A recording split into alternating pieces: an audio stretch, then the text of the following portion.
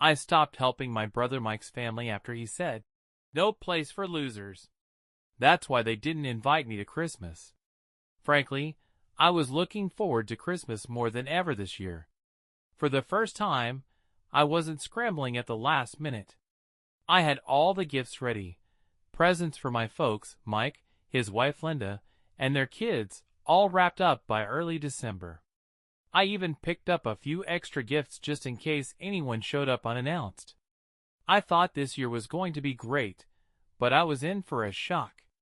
Standing there on my parents' porch, with a gift bag in each hand, my mom hit me with a cold, "We don't want you here this year." At first, I laughed it off as a bad joke. But then Mike chimed in from behind her. "This is no place for losers. You're really starting to wear on all of us."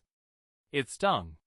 There I was, looking at my mom, and behind her, my dad, avoiding eye contact, all jittery. Despite the tension, Mom stood her ground, and Mike, well, he was just smug. I felt a storm of humiliation, anger, and confusion brewing inside me, but I kept my cool. "Fine, if that's how you feel," I said, nodding slowly before heading back to my car. Sitting there, looking at those gifts, I thought, "No place for losers? Tired of me?" I figured Mike must have stirred things up, but why? Over the years, I'd done nothing but support them. Paid for the kids' camps, school stuff, even covered Mike's mortgage when times were tough. And now, I was suddenly unwelcome at Christmas. I decided not to leave just yet. I wanted some answers. After stashing the gifts in my car, I went back. My folks and Mike were still outside, mumbling among themselves. Mike was lounging on the couch, acting like nothing was up. I didn't even knock. I just walked in and asked, "What's going on? Why am I not welcome at Christmas? What did I do?" Mike didn't even look up from his phone. "You really don't get it, do you? You've been slacking off. The kids barely got anything from you this year." I was dumbfounded. "What are you talking about? I've spent a ton on gifts for your kids. They've got more waiting in the car than anyone else. Last year was different. This year you think I don't care? It's embarrassing, honestly," he retorted. I turned to my parents for some support, but Mom just gave an awkward smile and said, "But you just bought a new car. You found money for that." I was lost for words. "The car is on credit," I explained, keeping calm. "And even if it wasn't, since when does buying a car mean I have to bankroll Mike's family? They're not my responsibility." Mike leaned back, all casual-like, and said, "You're the one who makes the most money. We're a family. Families help each other out. You've always been there." Linda, looking embarrassed and wishing she could disappear, didn't say a word. "So, because I've been generous before, I'm supposed to be forever? If I don't, I'm a loser?" Mike just shrugged. "If the shoe fits." That was the last straw for me. I shook my head, stepped back, and told everyone, "You know what? You're right. I don't belong here." To Mike I said, "Enjoy your Christmas, and good luck with those presents, because this loser is done financing your lifestyle." I didn't wait around for a response. I just left. Driving home, I couldn't wrap my head around it. Was I the bad guy here? For years, I'd bent over backwards for them, making sure Mike's kids didn't feel the pinch from his poor financial management. And now, I was a loser for not doing enough, and they didn't even want me around for Christmas. I spent a long time just sitting in my driveway when I got home, staring into space.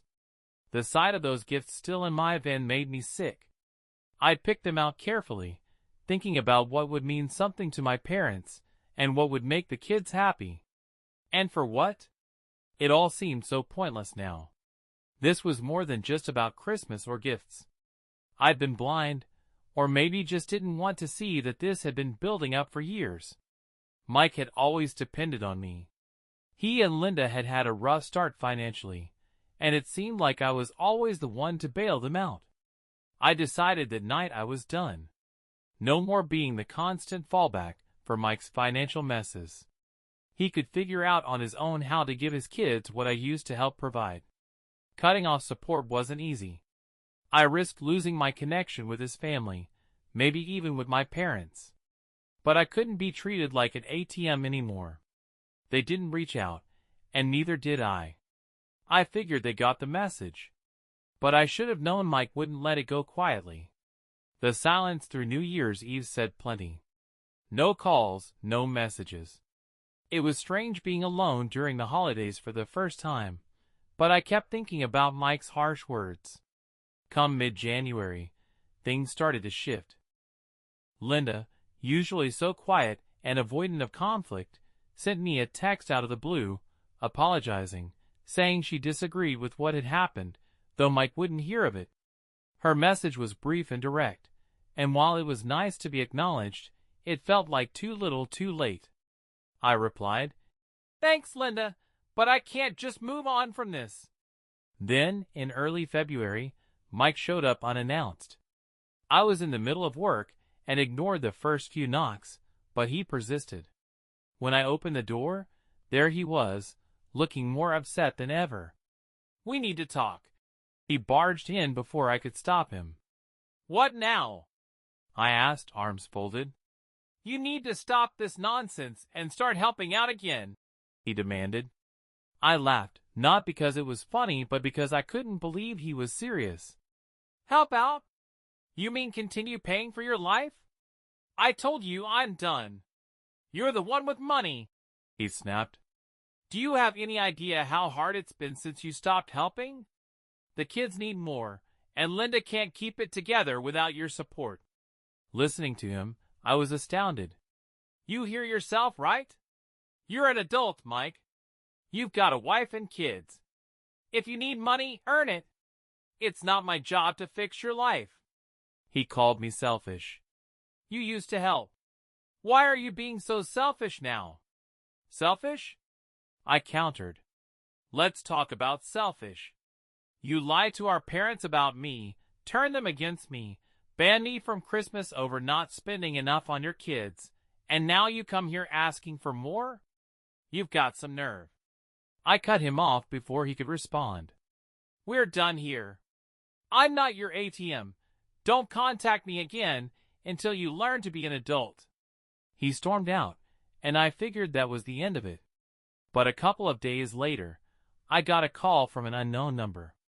It was a lawyer named Mark Dawson, representing a client concerned about the financial help I'd given Mike. He was vague, but wanted to meet. Against my better judgment, I agreed, driven by curiosity more than anything. At his office the next day, Mark revealed he was representing Linda. She suspected Mike had misused the money I'd given him, hiding it away for personal use like gambling, instead of using it for the family. I was floored. The evidence was right there in the paperwork Mark showed me. Bank statements, suspicious withdrawals, and transactions that didn't add up. "Linda just found out," Mark explained. "She came to me not knowing what else to do. She hasn't decided on pressing charges yet. She's more focused on protecting herself and the kids right now." This whole mess was bigger than I thought. Mike had been deceiving not just me but his own wife. I left Mark's office feeling a mix of anger and relief. At least now I was free from carrying Mike's burdens. Not long after, Linda texted me. They were moving out of state. She needed help just a bit longer, she said, just to get on her feet. Despite everything, I agreed to help. It felt right this time, not like I was being used. Mike called later, furious, blaming me for everything. I let him have his say, then hung up. If he was looking for sympathy, he was looking in the wrong place. I'd heard enough. Linda and the kids were doing better now, getting settled in their new life. As for Mike, well, he was still playing the blame game. But that was no longer my problem. I'd done my part, and now it was time for me to step back and let them sort out their own lives. If you enjoyed this story, don't forget to subscribe and hit the notification bell for more updates on real-life drama unfolding right around us.